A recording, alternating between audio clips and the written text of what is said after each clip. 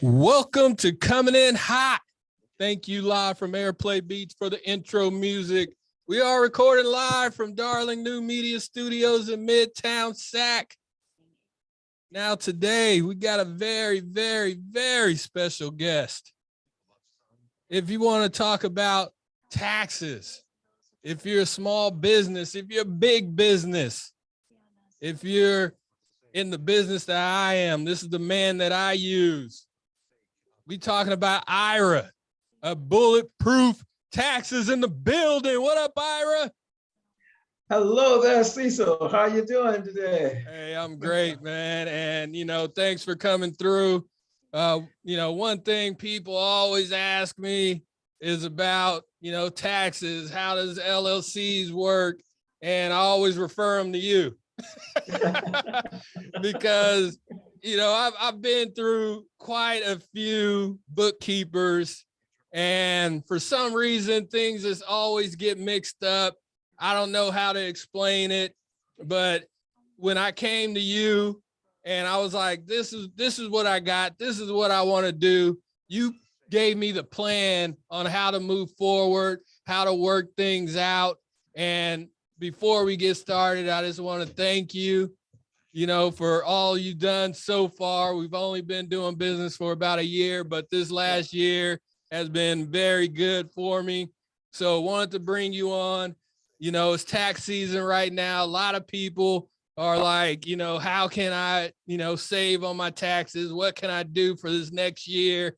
We talk quite a bit, about planning and, how to move forward in business. And you do my personal too. So all of that is really, influential, and, the growth of Nash and Proper, the growth of, the admin company, the growth of my personal life. So to get started, where are you from? And, how'd you get started with the tax business? Okay. Well, originally, but to go background where I'm from, that's all the way back from Chicago. So yeah, there you go. That's where town in the building, everybody. How was it growing up in Chicago, Ira? Let's tell the people. Well, let's see. What you call it is coming in hot. Coming in hot. It was hot. It was hot. It was hot, windy. It was the hot, windy city. It was the hot, windy city. Mm-hmm. But it was always fun. It was always fun and exciting in Chicago. Mm-hmm. In fact, one of my first businesses I started back there, the attorney who set it up, when I started getting me to understand how all this works, mm-hmm. that was the first thing she told me. Well, make sure you get a good accountant, mm-hmm. and somebody good to do your taxes for you. Mm-hmm. And so then from that point on, then that's when I started kind of studying it and finding out better ways to save on taxes. So is this the tax business, or is this a whole different business? Oh, that was a whole different business. Okay. Actually, that was a business based off of it was a house cleaning business. So that was based off of a project I was doing from my master's degree. So I was working on that, and then this came up. The research just kind of fell into place. So that just kind of worked from that. So that kind of started there, and then I left that when I moved out here, though. Okay. And so that, and then started the tax business, and here in 2007. Yep. Okay. So you've been here since 2007? Well, I came here in 90 though. So okay. I was in the corporate world first. I did that was for the Fortune 100 company out there, and it came out here to run this territory out this way. Okay. And so it just kind of even started learning more about what businesses can do. Because what the beauty of it is, by experiencing it and understanding it, now I know how you can do what you do. And so if you're a C corporation, you're the same as, you got the same status, same deductions, same everything else as any other Fortune 100 company. So why not take advantage of it? Yeah. and we just set up our first C Corp this last year, and this is our first tax season with it, so I'm going to see. So yeah, there's some benefits. There's some benefits. Yeah. So another thing people always ask me is, why a bookkeeper and an accountant? Like, can you explain to the people out there what the difference is between a CPA and what you do? Okay.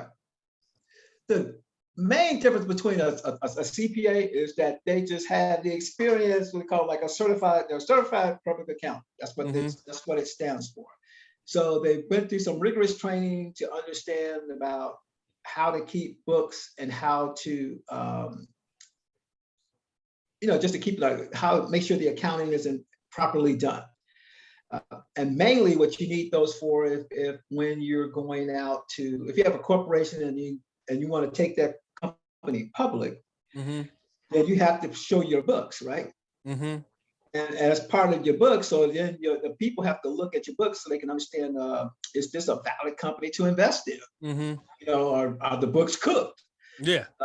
So they need to know that. So the certified public accountants is supposed to be certifying that these books are actually right and proper. Gotcha. So you can make a good, intelligent decision when you come in and you invest in the company. So that's the biggest difference. Okay. That's the biggest difference. Other than that, it's all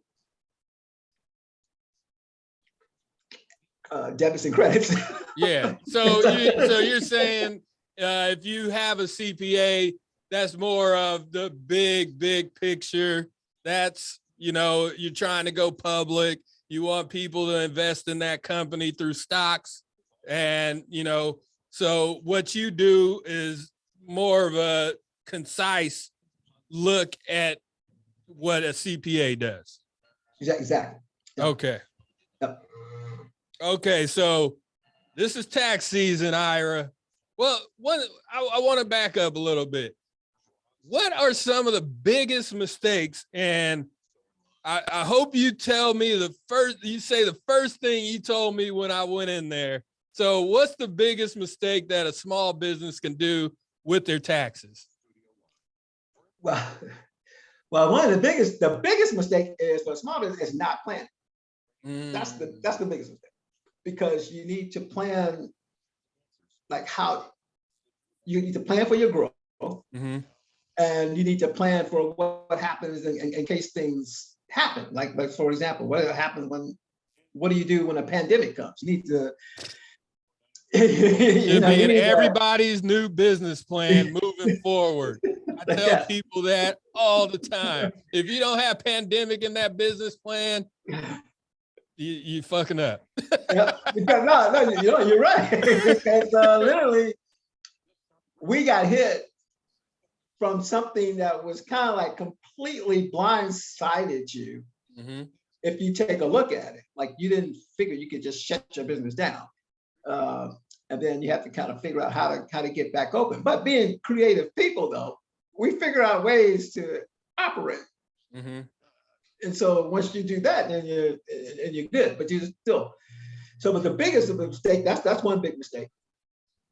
And then the next mistake is really not just taking advantage of everything that's out there for you. Like hiring somebody who really knows what they're doing, and that's going to benefit you. Because my philosophy is this: you got in the business for you and your family, and make money for them. I like the government. We get a lot of benefits from the government, but I did not get in business for the government. So I got in business for me and my family, and so that's who needs to reap rewards of that. And so that's what we're looking for. Hold on 1 second, Ira. Okay. Can you hear me? No? Hear me? Ira? Yep. I hear you. Oh.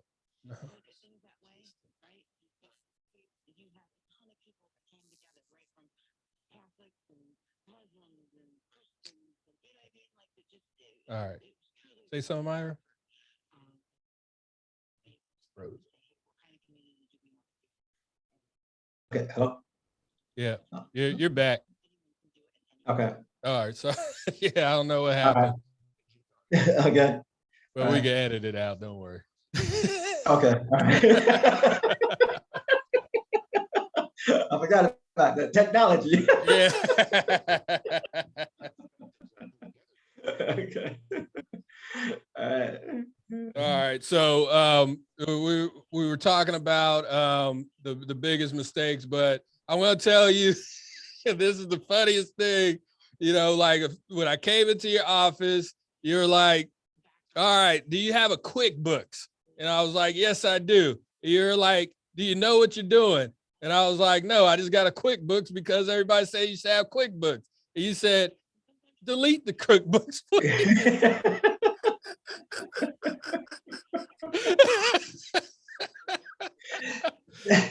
Yes. Really, you can QuickBooks can get you in trouble. Yeah. Yeah, I can write this one off. I can put this one over there. Yeah. Yes. They make it sound so simple, but you put it in wrong, it'll be so messed up that you'll be owing money. It'll be showing you made money that you didn't make, and yeah, the QuickBooks can mess you up if you really don't know what you're doing. Yeah, I think that's why they have those agents on there now. They always got the agents on the commercials now. they've gotten smart, so now it's like, oh yeah, you can do it yourself. And then when you run into a problem, now you call us and we'll charge you to fix it. Yeah, exactly. Hey, so tax season right now. How busy are you? Like, I know you're just cranking right now because you know it's well, funny. We're busy, but we're busy, but we're managed busy. So from the standpoint of we have a nice business clientele, so we're not rushing. They're not rushing in the door to get it filed like today. Yeah. And not much of a hurry. We have a few of those, but we don't have that many of them. So that means we're not constantly bombarded. Because our goal is mainly we want to serve the client the best we possibly can. Mm-hmm. So if you want to come in one and get one done in 30 minutes and walk out, this is really not fast food. It's your finances you're talking about.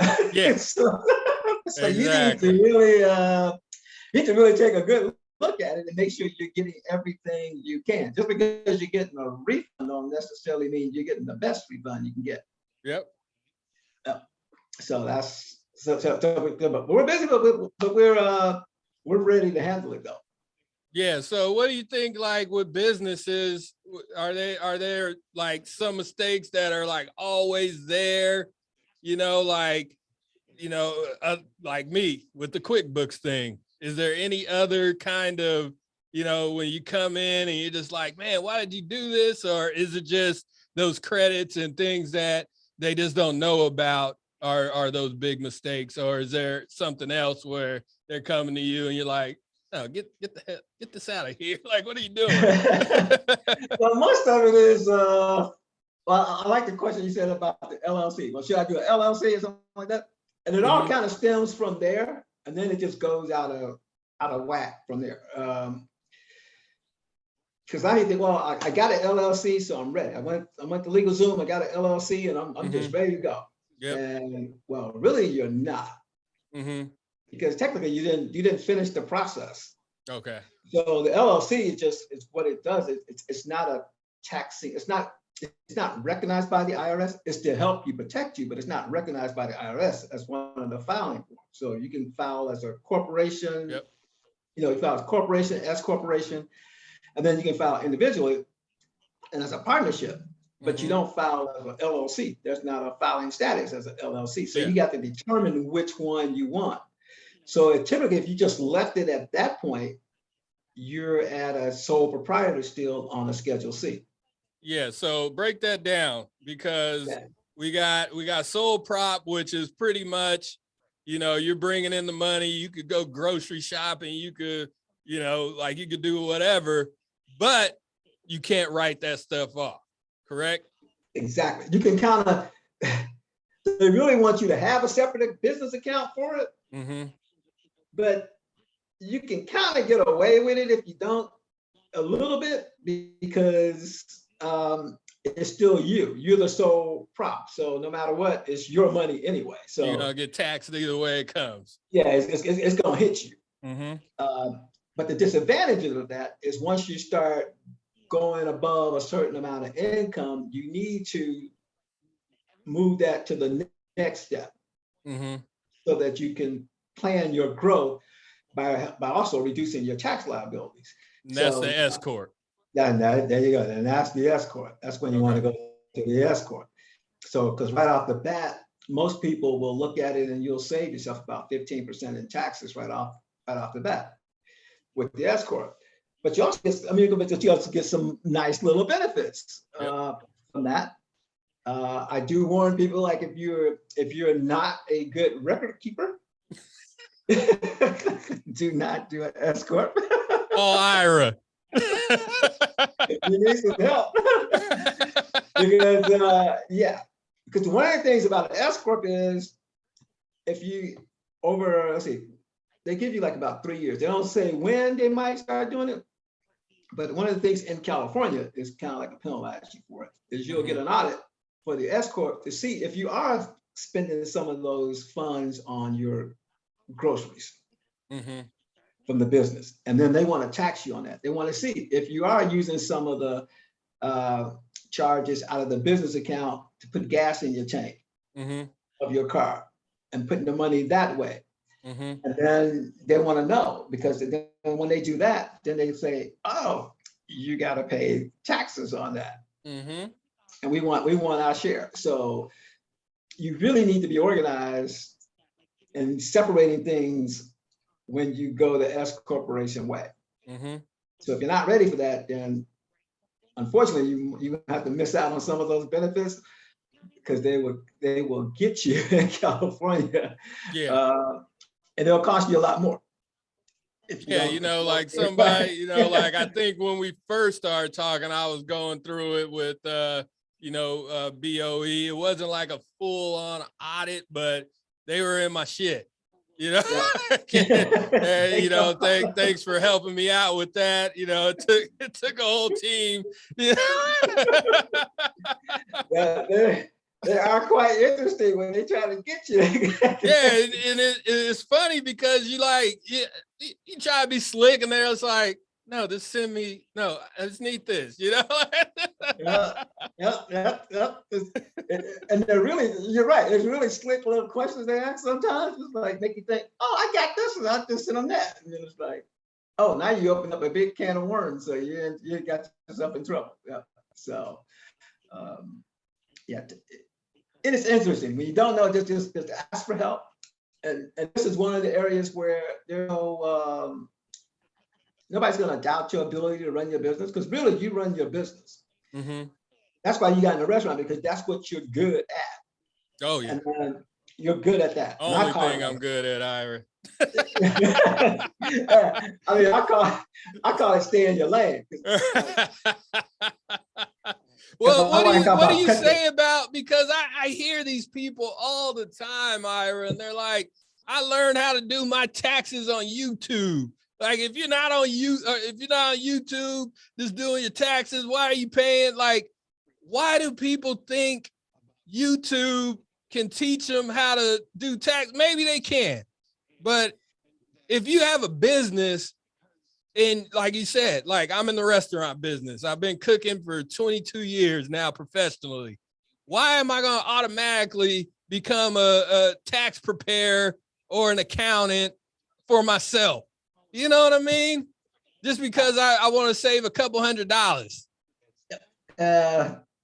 You really shouldn't, because I'll say it like this. Bill Gates, people can kind of recognize it.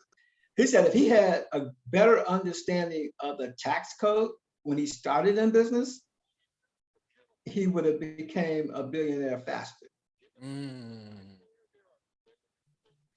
So it's almost like, for him, it's like, so you have to look at it, the time you divert to try to, because you can't, nobody can, I mean, if you're not in this game, you can't master this game if you're not in it all the time.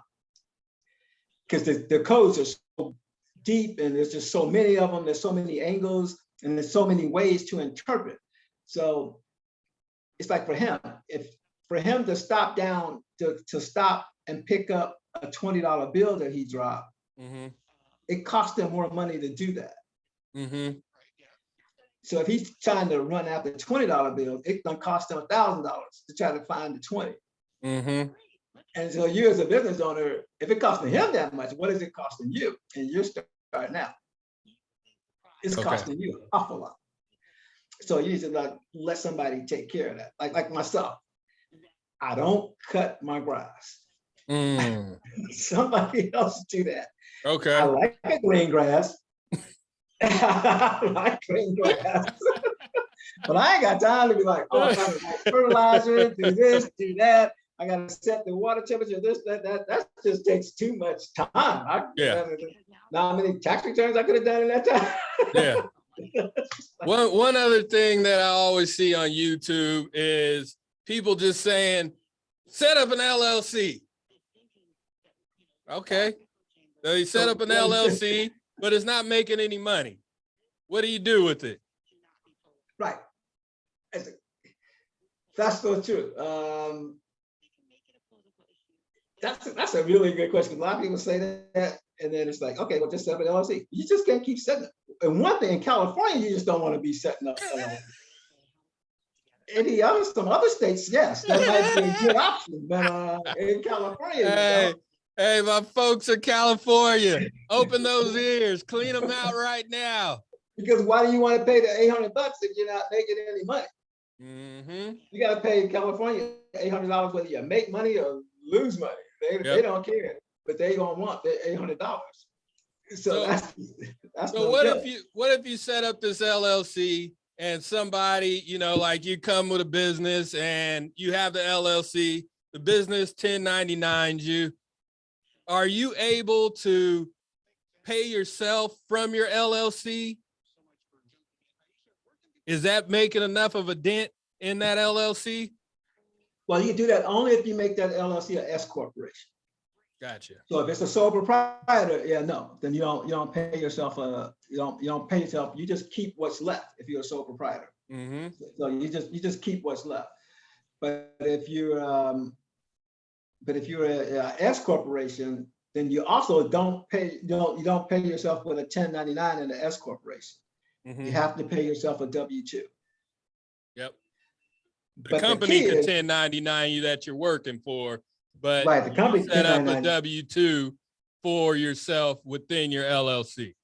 Yes. Yep. Set up and pay yourself with W-2. Now the beauty of that though is, let's say you netted $100,000. You don't want to pay yourself $100,000. No. You got to pay yourself what's reasonable. Yep. So, I mean, you're only making 100 grand, so reasonable might be 15, might be 25. It's what's reasonable. Yep. For what you're doing, right? Yeah.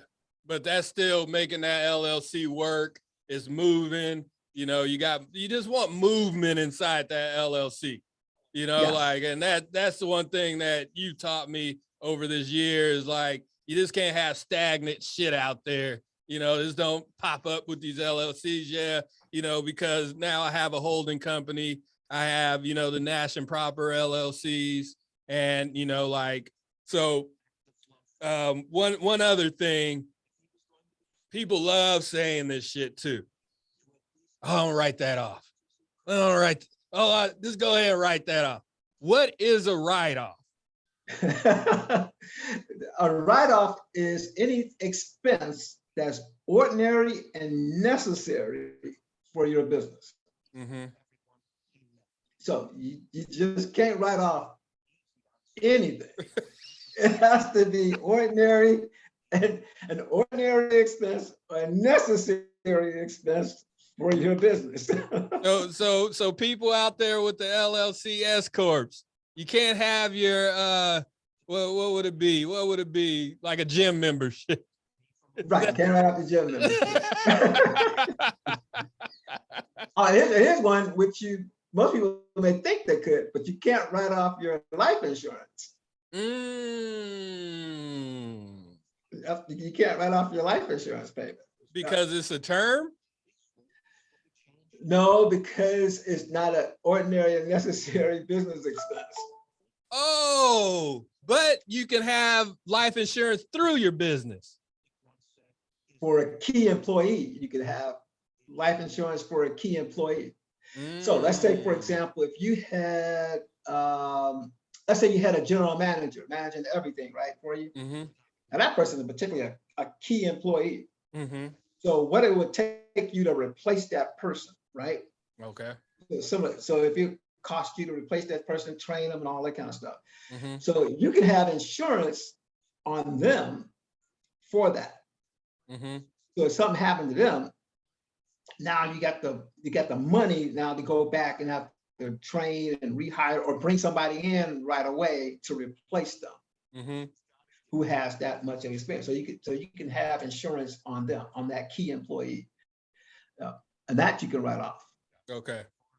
Because it's ordinary necessary business expense. All right, people out there, are you listening to Ira? Don't just be writing off bullshit. You gotta be within your business. Right. Can't write off your shoes. Can't write off your clothes.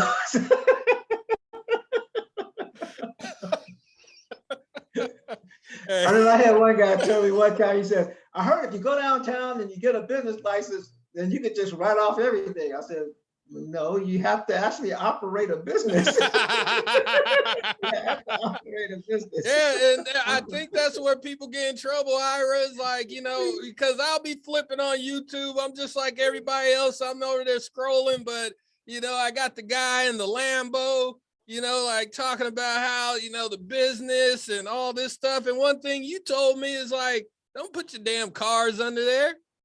And I got a mobile food business.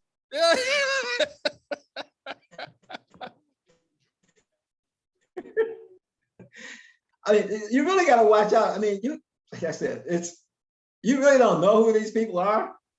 Yeah, it is YouTubers. So, I mean, if I wanted to, I could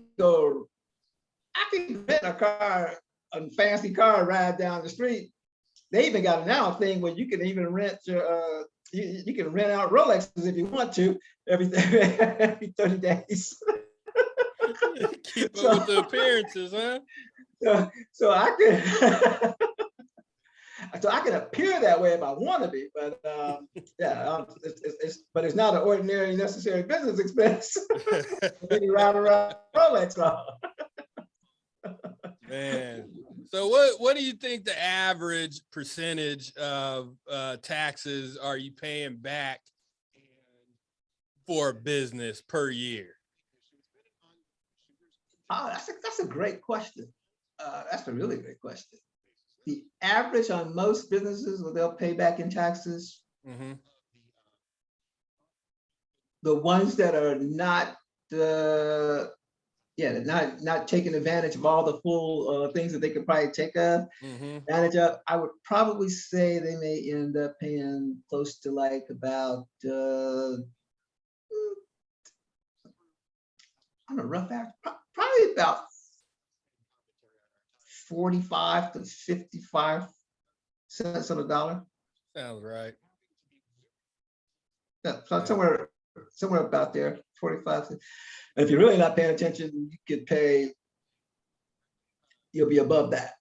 Oh yeah. And if you got penalties somewhere, like, and the one reason I really wanted you on here is so people could understand the government ain't going nowhere. Like, that's the thing. Like, people try to do all these tricks and, this and that. The government, they see you, I'll tell you, if you think they're going somewhere, here's something that'll shock you. So if you think they're going somewhere, if you got and you thought, oh, I stopped paying on it, I'm just not gonna pay on it. Oh, they ain't bothering me. They ain't said nothing. Mhm. Okay, you can do that. But the day you get your Social Security check, Mm, they zeroed will out. get that money. You might not hear Zeroed out. from for Yes, 20 years, 30 I know a years. few people that happened to. The day you get the Social Security check, they're gonna come knocking at. Well, they ain't gonna come knocking at your door. They're just gonna send you a check that's gonna be a lot less than what you thought you were gonna be getting. They're not going anywhere. I know a few people that happened to, and they were like, "Oh yeah, I was off the grid." Yeah, yeah. Have you ever got a paycheck before in your life? In fact, here's another one they've done before too, which shocked me the first time I saw it. So let's say I had a student loan, right? Mm-hmm. And then I died, didn't pay it back. They can still come after your descendants. Oh yeah, I heard that one too. Yeah, for that yep. money. Mm-hmm. Yeah, and one thing too, like because I think I told you this, but I had two separate student loans and I didn't know they were separate. So I'm paying on the private part of the loan. And I think I'm doing good. Executive chef. I'm like, cool, I'm making some money. I got money saved. I go to, to a realtor. My boy was in like loans and stuff. So I'm like, hey man, like I'm ready to, get a house, about to get married, blah, blah, blah. And he ran my credit. He's like, dude, you're like hella delinquent on your student loans. I was like, no, I pay every month. So I go and I call in Sally Mae, like, hey, what's going on here? And they're like, yeah, you've been paying on one of the loans, but you've been paying on the wrong loan. So you need to pay us. Yeah, so the feds, so yeah, that was a good 2 years of my life trying to get everything straightened out. Everything's cool now, but geez, that was a wake-up call for sure. I'll let you know they're not going anywhere. Yeah. They're not going anywhere. As soon as you get that Social Security card, they on your ass. Yep, they own you. Yep. In fact, they bought you with it. All right, Ira, we got our top 5. You ready for top 5? Oh, okay. All right. Go ahead. All right. Top 5 tools to know when filing your taxes. Oh, top 5. Oh, first of all, well, for this year, the first thing to know is if you received a child tax advance, you need to know that amount. And the IRS has sent out letters on that starting on late December. So you should have that letter for you to file. I got it in my stack for you. Because you would need that letter. That's one of the top 5s. The second one is let's see. Make sure make sure you get all your documents before you try to run off and file. So you don't have to amend anything. They're way behind from the last couple of years. So you want to make sure you want to make this as smooth as possible. You can get your refund as fast as possible. Yep. That's probably the top 5. Number 3 is on our website. We have a IRS contact list. So you can go there and find that. That way you can call the separate departments versus having to call that main number. And that'll save you some time. It won't save you a lot of time. Won't save you a lot of time. But you can anticipate about at minimum about an hour on the phone. So with that, so that's one. And then let's see, top 5. So you got that. And then let's try to think what else you need to do to make sure this year for definitely e-file. If you do anything, make sure you e-file. Okay. Because that's the fastest way they're going to get it. And make sure you get a copy of the transmission for the e-file. Yeah. Because sometimes they'll still say, well, we haven't got it yet. Like, yeah.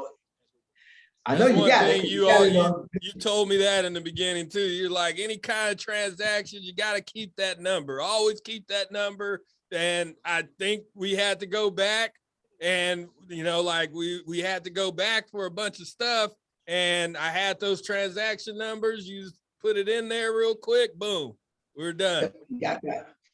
And then if you mail anything to the IRS, and actually not only the IRS, any government agency, if you mail anything to them, make sure you send it through the post office, certified mail, so you can track the delivery date. Yes. Because the delivery date stops any penalties or anything from going on. So you got a copy of that, track that, you can prove it, because if it's delivered by the post office, which is a government agency, it's delivered. Mm-hmm. That's your proof. FedEx maybe, but nah, go to the post office. Go to the post office. Sure. Don't be messing around with no FedEx, no UPS. With the tracker. Nah. Hold on to it. Oh, and scan all your documents and keep those. Yep. Scan your documents, keep your records for 7 years. All right. So Ira, I know you told me you had an appointment after this, so we got it. Yeah. All right. First, before we get to coming in hot, I know you got a promotion that you want to give out. So tell these folks what this promotion is. Go ahead. Oh, yes. So we still want to help support the restaurants, right? Mm-hmm. So I'm not sure if the IRS is going to let businesses decrease the write-off if you go to visit a restaurant. Businesses go to restaurants. I'm not sure if they're going to keep that 100% deduction this year. So what we want to do is we want to make it so everybody go out there and support national property. We want y'all to support them. So what we're going to do is, if you go out from the day until the end of February 28th, and spend $25, bring your receipt in to us. If you want us to prepare your taxes, then we will give you a $25 off on that tax preparation. You listening to this, folks? So technically, you went to the restaurant for free. Okay? People out there, $25 off. Bulletproof. And you gotta include a sandwich. You gotta have a sandwich on there. Gotta have a sandwich on there. That way we'll definitely know, get tracked. We want to see the sales of that sandwich go up. There you go. Hey, so this next segment is our coming in hot segment. Okay, this is any topic that you want to get off your chest. It could be political, it could be religious, it could be about taxes, it could be funny, it could be about your kids, it could be about anything. All right, Ira. So Ira, it's time to come in hot. What you got, Ira? Oh, coming in hot. Okay, let's see.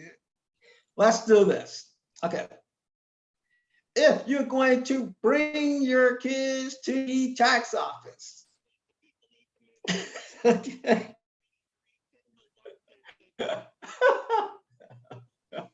Hey, make sure. Listen, everybody. Make sure they are they can have something to maintain their attention through the span of the visit. So we can focus. Because the more we can focus and get our attention to you, the better things will be for you. We don't like being distracted.